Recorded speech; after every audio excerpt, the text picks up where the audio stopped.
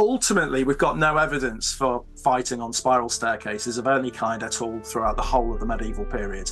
There are just no accounts of anybody ever having a fight on there. It seems to be one of these Hollywood tropes, and it's been pointed out by many of my colleagues, if you are genuinely fighting on the staircases, you have already lost. In the entire medieval period, I was able to find 4 instances of oil being used in siege warfare. Hello and welcome to another episode of Times Radio History Mythbusting. I'm James Hanson. Every episode we choose a moment from history, an historical figure or a piece of equipment, and I sit down with one of our experts to talk through some things that people get wrong. We'll also cover 1 or 2 things you may not know. Today we're heading back to the medieval period to discuss one of the most lasting impacts on history, castles. Yet alongside hundreds of years of history, there's a few myths in there too. Joining us today to discuss this for the first time on the channel, I'm delighted to be joined by the archaeologist and author of Historic Building Mythbusting, Dr James Wright. Welcome to Times Radio History. Now, James, you are probably the perfect guest for this. You're actually currently touring around the UK at the moment discussing this very topic covered in your book, which we should say is out now. What have you learned doing this about castles and about this period of history? Well, thank you very much for having me on this programme. My background, my professional qualifications are in castle studies. My PhD is on Tattershall Castle, and I've worked on many castles as an archaeologist, looking at the sites from the 11th century all the way up really to the 16th, 17th century as well. So my background looks at castle studies, and I've essentially encountered many types of stories which refer to castles, which are popularly believed, repeated, told by visitors, historians, archaeologists, curators even, of castles. And it's those stories which I've become aware of, which may not actually be based on the lived reality of the medieval period, that I've essentially started to look into to try and, as you say, debunk, mythbust, but also to get underneath the stories as well, to try and understand exactly how they have developed. Well, on that note, you've kindly picked out 5 castle myths for us, so let's get into your first one now. And this is a great one because this is one that even people who visited castles on tours may have been told. It's all to do with spiral staircases. Tell us about this myth, James. So probably the one thing that most people know about castles, if they only know one thing at all, it's that all castle spiral staircases turn clockwise to the right to advantage right-handed defenders who are presumably fighting downhill. And the idea is that their weapons swing will not be impeded by the central column which goes up the spiral staircase. Whereas anybody fighting uphill, they will have their sword swing or their weapon swing blocked by that column, and they will struggle to use their weaponry. And this is so commonly repeated. You can find it literally everywhere. It's all over the internet. It's in popular history books. It's in some very early castles books written by actual professionals who were other castle specialists. It's repeated in TV documentaries. It's on the radio. It's on podcasts, you name it. And most people have heard it, and you hear it a lot at castles. Curiously, when repeated at castles, it tends to be an elder male repeating it to either a woman or an elder male repeating it to a much younger child. That's anecdotal, but I have spent enough time in castles listening for this story to know that that's probably pretty much the case of how this story is communicated. So it's something we tend to hear from our elders, possibly from somebody that we are quite well connected to. So it's the sort of thing that your granddad might have told you. So where's it come from then? Because presumably it is right that most staircases in castles do go clockwise. I mean, when we've statistically modelled that, we found that that's not necessarily true. Yes, there is a slight higher proportion of them, namely 70% of them do go to the clockwise, but fully 1/3, 30%, go the other way. So you've got to be able to sort of explain, well, are the architects and patrons of castles essentially hamstringing their defence by choosing to twist the newel, the spiral staircase to the left. So there's already a problem for this story, namely that a third of the staircases don't go clockwise. Would it have made, I mean, let's say you were defending a staircase, though, and it went clockwise. Would it have been easier if you were right-handed still? I mean, is that partly where it comes from? Because if you are in that situation and you are right-handed and you are defending a staircase as clockwise downhill, it actually does help you. Ultimately, we've got no evidence for fighting on spiral staircases of any kind at all throughout the whole of the medieval period. There are just no accounts of anybody ever having a fight on there. It seems to be one of these Hollywood tropes. So we've become used to seeing the last-ditch sword fight on the stairs, the famous scene from The Adventures of Robin Hood in the 1930s, where Errol Flynn and Basil Rathbone have a fight on a spiral staircase in a major Hollywood film. Kind of gives people license to think, well, that must have been happening all the time. But there is literally no evidence for it. And it's been pointed out by many of my colleagues, if you are genuinely fighting on the staircases, you have already lost. You're not going to win that one. And we know quite a lot about the end of sieges. And it's not, again, that valiant defense, that vainglorious attempt to hold off the attackers on the staircases in the Great Tower. Ultimately, if the walls are breached, it's all over. It's game over for you. So we're not looking at this as a reasonable likelihood. However, some reenactors and experimental archaeologists have actually fought on these staircases, and they found that what you don't want to be doing is swinging and slashing with weapons such as axes or swords, because there simply isn't room. Yeah. These are really, really narrow spaces. And if you insist on having a fight on the staircase, what you need is a short stabbing weapon, not slashing and swinging, because there isn't room. But also, it has also been shown that the guy who's uphill, if he is swinging downwards, he's overbalancing. So that person is not going to be safe and secure. And the guy coming uphill has got access to the to the guy who's higher up. He's got access to his ankles, his lower legs, and his nether regions as well. So he's actually got the advantage entirely. So in a hypothetical sword fight or fight on a staircase, the last thing you want to be doing is swinging and slashing. So it doesn't matter that the column might block your right-handed swing at all. And James, am I right in saying you've also written about a separate myth that claims that left-handed staircases in some castles are supposedly evidence that the people who lived there were themselves left-handed?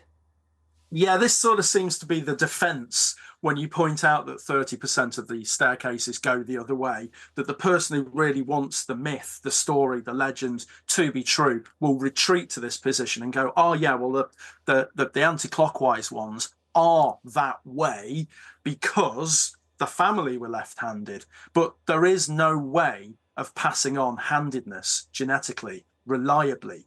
You can, if you get two left-handers together, you've only got 26.1% chance of passing on handedness. And there's a famous story that the Kerr family in Scotland were all left-handed, hence why there is a preponderance of left-handed newels in their staircase design. But again, this doesn't stack up as well, because when tests have been done on the Kerr family, they've actually been found to be about 1 or 2% less likely to be left-handed than the national average. Ultimately, what we're looking at here in this myth, this story, this legend about the direction of the clockwise staircase is a story which is coming out of the Victorian world. We can actually pin down exactly who invented this story and when they did it and what their biographical details were to lead them to that conclusion. And it was invented in 1902 by an art critic called Theodore Cook. And Theodore Cook was writing a book on spirals in nature and art, as he put it. So he had to look at the staircase. Throughout Cook's writings as an art critic, he was obsessed with left-handedness. So there's already a sort of a question mark about this guy. Why is he so interested in which hand you use? And then you look at the third bit of his life, and he was absolutely well into sword fighting and fencing, to the extent where he was responsible for picking the British Olympic fencing team. And he was the fencing correspondent for the Telegraph. He founded Oxford University's fencing club. This guy was so obsessed with sword fighting. And I think the reason that he had this thing about left-handedness is because he himself was right-handed. And he was quite concerned that he struggled to beat left-handed fencers, because left-handers, they know how left-handers fight, and they also know how right-handers fight. But there are less left-handed people for right-handed folk to actually practice against. So there was a tendency in Cook's day for left-handers to come out in top during matches. So I think that's where the story comes from. And if anybody else had spoken of this tale before Cook, it left absolutely no impact whatsoever. And from the moment where Cook dreams up the story, lots of people start citing it and then pointing back to him as the originator of it, and actually quoting him. And then in the middle years of the 20th century, we do get the Hollywood films, and we get a very small number of early castle specialists repeating it. And it gives license, and it becomes the one thing that everybody knows about castles. And yet the story was invented in 1902 by an art critic. James, I love that. That's one medieval castle myth already comprehensively busted. Let's move on to myth number 2 now. This is about the keep. Now, we often see in films and TV that this is where the defenders fall back for their last battle in a siege. Is that true? I mean, sometimes sieges did result in lengthy, protracted actions which go on for a very long period of time. I think the classic example of that is Kenilworth in the 13th century, where the supporters of the now dead rebel Simon de Montfort kind of retreat to Kenilworth Castle, and they realise that they're not going to survive unless they do hang in there. And this siege goes on for a very, very long period of time, over a number of months. Although it must be pointed out that they eventually come out because they're starving, and because Henry III, who is the king, just didn't want any more trouble. So there wasn't that kind of, let's retreat to the Great Tower and hole up in there. But there is a similar situation earlier in the 13th century where King John is trying to deal with some rebels too. So John is the father of Henry III. These two great, very well-known 13th century kings had all sorts of internal problems. And John was trying to deal with rebels who were holed up at Rochester Castle. And there, quite famously, there was again this very, very long siege, and the rebels did retreat into the Great Tower, and eventually John had a mine dug, and they sent in the sappers, and they loaded it with essentially animal fats, set fire to this mine, and it brought down one of the towers of the Great Tower, with the garrison then retreating into and behind a wall internally. So that, again, did have this kind of last-ditch attempt. But once more, there was very little fighting within the walls, no reference to staircases, of course, and eventually the defenders came out because, again, they were starving. John thought enough is enough. And although there were some reprisals involving mutilations and a couple of executions, there wasn't, again, this kind of last-ditch attempt to defend the Great Tower in quite the way that Hollywood portrays it. And Hollywood has indeed portrayed that siege. So castles fall when they are besieged, and it's quite rare for a castle to be besieged. The vast majority of them never experienced any action at all.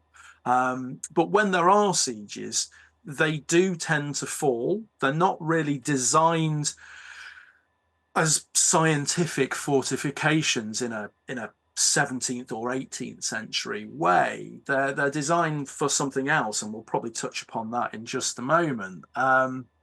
So when they are besieged, they do tend to fall, and they fall in lots of interesting ways.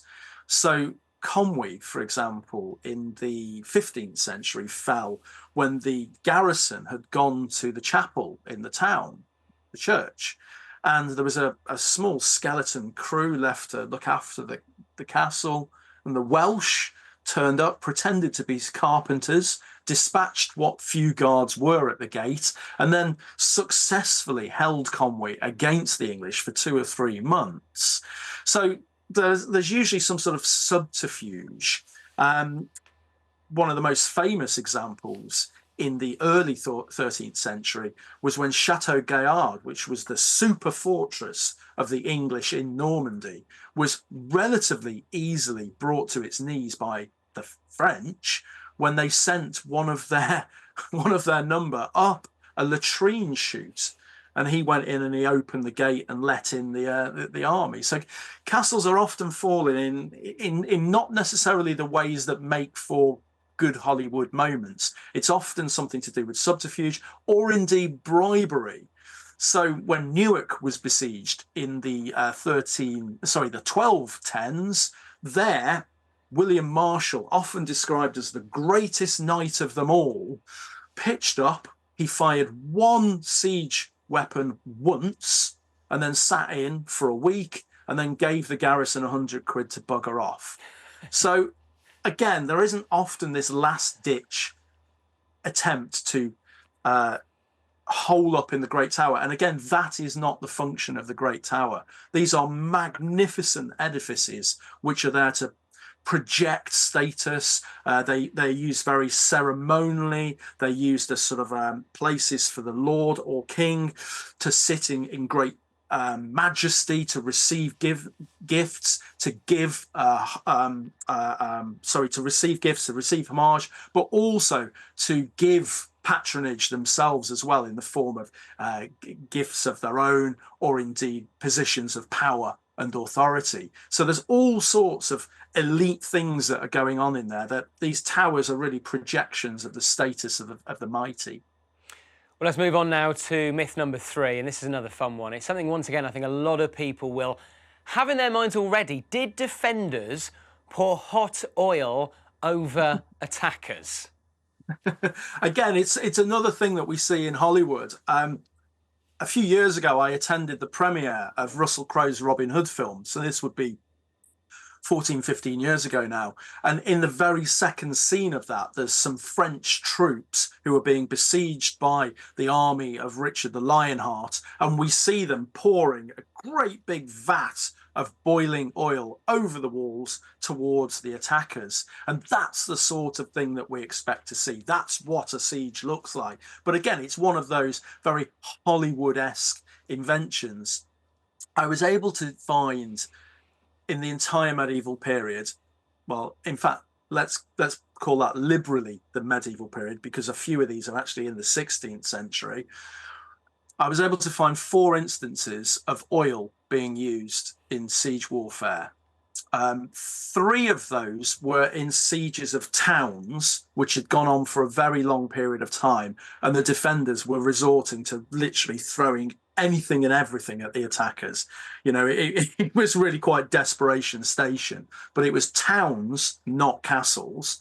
And I found one instance of the use of something which was probably oil-based as an offensive weapon, which was essentially being shot and fired from the attackers towards a French castle in the 12th century. But beyond that, no, I couldn't find any evidence for it. That's so interesting. So it did happen, but just not anywhere near as much as Hollywood films, for example, would have you believe. Yeah, not in the way that they would have you to believe it as well. Think of those great big vats. Oil was really expensive in this period. It's not something that there's lots of hanging around. It's a real elite status item, commodity. So to consider having a lot of oil in one location is a massive rarity. Also, it has quite a low a boil point to smoke point is quite different.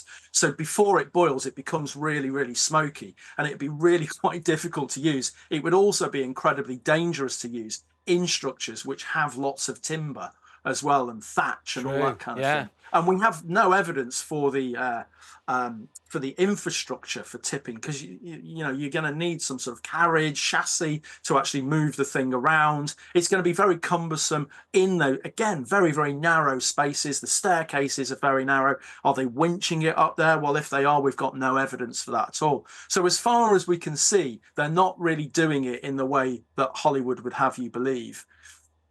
I mean, you can understand, though, in the same way you probably wouldn't want to have a fight going up a spiral staircase, you probably wouldn't want to be on the receiving end of hot oil if it were being poured over the walls of a castle. I mean, these holes in the castle walls, were they built for throwing things at attackers? If not oil, was that part of their design, that they were designed to throw projectiles at people below? So there are these sort of projecting holes in the walls called machicolations, where you get the top of the wall going forward and held underneath by corbels, and it provides a place where it is proposed that things were being dropped from below. And in some cases, yes, that could probably happen, and we might imagine that that did indeed happen. But I think also there's an element of visibility, so they're being used to see what's happening at the wall foot without having to stick your neck out and potentially get an arrow through the neck. They are also potentially there for pouring water down, so you can put out fires. But a lot of what are called murder holes, which appear within the gate portals, so when you go in, the gate opens and you go into the passageway and you've got these holes, yes, they could also be used for the things that I've just described. But I think a lot of them are actually communication devices. So they actually form voice pipes so that you can actually speak to the constable or the porter who's in a chamber above. So again, it's complicated, it's nuanced, there's more to it. And that's often the case with storytelling and myth making, that the tale is very, very quick and easy to repeat, and therefore it can be understood and readily lapped up and repeated. Whereas the truth is often just that little bit more difficult to get at, and that the evidence is perhaps a little bit more nuanced, and we can't go straight for it. There's a few different avenues, a few different explanations that we might want to give. Let's come on to your penultimate myth now, and this is to do with the location of castles. Were they always built, James, on top of hills? So again, the popular opinion is that castles are all built on hills because they are there to be defensive. And if you've got it high up, you've got the high ground. So you're in less risk, essentially, militarily speaking. And certainly there are castles at the top of hills or hanging over cliffs. Beeston in Cheshire being a good example. Lincoln is right there at the top of what's called Steep Hill, in fact. But it's only about a quarter of castles that are built up there. Because if you are built on the top of a hill, you've got the problem of how do you get water up there, which even in a siege is a difficult thing. But because sieges happen so rarely, the day-to-day management of these sites, which are residential, you've got this issue of, well, how are you getting water for washing, for laundry, for cooking, for brewing, all the other things that we use water for. And at the case of Beeston, on top of this hill in Cheshire with a massive crag below it, their well there is dug 113 meters through bedrock, which is a massive effort to go to just to be in this quite isolated remote site. So as a result, the vast majority of castles are all in more pleasant environments. They're on the slopes of hills, they're in the river valleys, they're at spring lines. There's a nice castle near where I live in Nottinghamshire called Greasley, and it's built just at the spring line, so it has water emanating within or just outside of its walls, rather than this sort of inaccessibility up on the top of a hill there. So there's this sort of practical aspect that they're considering. But also a lot of castles are associated with settlements. So they're part of the manorial running of estates. So you want to be part of your village or your town or your city. And those are rarely, except again, there are these exceptions such as Lincoln, those are rarely on the tops of hills because there just isn't the room for it. And we get an example of this with Salisbury, which was originally built within the ramparts of an Iron Age hill fort, and the cathedral and the castle were in there. Well, by the later 12th, early 13th century, this town, this city, had become so claustrophobic with buildings that they had to move it entirely to a completely fresh site and abandon what's now called Old Sarum. So again, you want the sort of the room for your castle to develop, for your town to develop, and you don't want to be doing that on top of hills, which are often very spatially constrained. So I suppose that kind of leads us on to moats if we're talking about water supply, and whether moat defence or hilltop defence is more effective. I mean, do you have a view on that, James? Is one better than the other? Well, obviously, if you're on top of a hill, the likelihood of you having a wet moat is pretty slim because of gravity and also how you're getting water up there. So most hilltop sites are dry in their moat usage, but I'm not sure that moats are necessarily all for defence anyway. There's all sorts of interesting uses for them. Their primary function seems to be social delineation. So are you posh enough or are you important enough to cross this landscape feature? And then within castles, you get lots of different moats, which are not necessarily, again, there for military purpose. Again, are you going into the outer ward because you're one of the lesser servants of the retinue? Are you then going into the middle ward because you're a little bit higher up in the pecking order? Can you then cross the moat into the inner ward because you're one of the Lord's closest confidants? So they're using them to differentiate in terms of social hierarchies. They're also using them in quite an idealized way as mirrors. So in medieval poetry, we hear that that's the ideal of the castle, the great tower on the mound, which is reflected in the water. So there's an aesthetic appeal to moats as well. There's also a practical appeal because they provide habitats for wildfowl and for fish. So they're acting as a living larder in many respects. They also seem to use them as part of their pageantry displays as well. So at Kenilworth in the 1570s, when Queen Elizabeth I comes to the site, she is greeted by a poet who comes up out of the water on the back of a mechanical dolphin and then recites, presumably choking and spluttering after holding his breath down there for a long time. But this comes up out of the aquatic environment of the castle. So there's a great big mere there, and as well as the wet moats and various water channels. And that's being used to sort of harness the pageantry of the visit as well. So there are so many things going on with moats that have literally nothing to do with fortification. Well, let's come on to your final medieval castle myth now, and this very neatly ties all the last four together. Why were castles built in the first place? Okay, so the popular perception is that they are defensive military fortifications, and that comes out of the Victorian world. The Victorians, the early people who were looking at castles, not just the Victorians in England, but also their equivalents in Europe as well, tended to have military backgrounds. And then moving into the 20th century, it's people who had fought or experienced the Boer War, the First World War, the Second World War, and again have these glittering military careers. And all of the early books on castles have the word military somewhere. But starting in about 1912, a very, very early example of a female castle specialist pops up, Ella Armitage, and says, hold on, there's something else going on here. These are residential.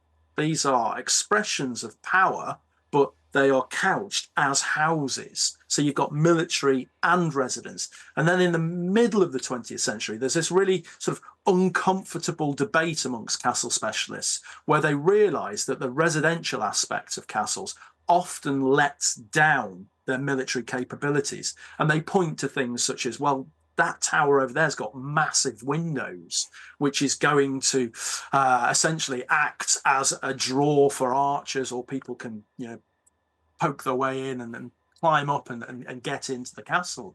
So there was all sorts of sort of uncomfortable debates, and this was all sort of swept away. Starting in the late 70s, there was an argument about this what was called revisionism. So a chap called Charles Coulson asked the basic question, well, are these even military buildings to begin with? And there was a lot of reactionary behavior from the old guard who were like, of course they're forts, of course they're forts. We've been saying they're forts for decades. But by the middle years of the 90s, Coulson and his sort of acolytes and other people who were influenced by his thinking pointed out that what these buildings are is primarily structures for status display, for showing off. It's all medieval willy waving. Ultimately, it's about demonstrating your power and prestige in society. And yes, they are lavish displays which are residential and can house your massive retinue, but also, yes, we acknowledge that they are secure. There is an element of defensibility about them, but it's not their primary function. And the military interpretation of castles had been massively overstated because these were the most complex buildings ever constructed during the medieval period. James, this has been absolutely fascinating. Thank you so much for joining us. Just before you go, very briefly, we always like to ask our guests for one true fact that maybe most people don't know. So when it comes to medieval castles, what have you got for us? Well, I think it's just to reiterate that complexity of the castle, that they weren't just defensive. And for best part of 100 years, that's all we talked about with regards to castles. And it's those other aspects of the use and function of a castle which have been hugely overlooked and are only just, I would say, in the last 10 or 20 years, starting to trickle down into the public consciousness. So the complexity of land use involves considerations of their religious significance. So all of these castles have got chapels. Some of them have got quite substantial churches or collegiate churches. Some of them even have monasteries within them or are founded at the same time as monasteries. So there's a real dialogue there between the sacred and the secular. And to be honest with you, in the medieval mindset, that was very blurred in the psychology anyway. There's an economic aspect to castles. We're quite used to crossing the marketplace to get to a castle. Again, think Lincoln, think Ludlow. You go across the marketplace, you come to the castle gates. Again, that's not accidental because the castle is controlling the market. Some of those markets we know are happening within the walls because essentially they're gaining revenue from those markets.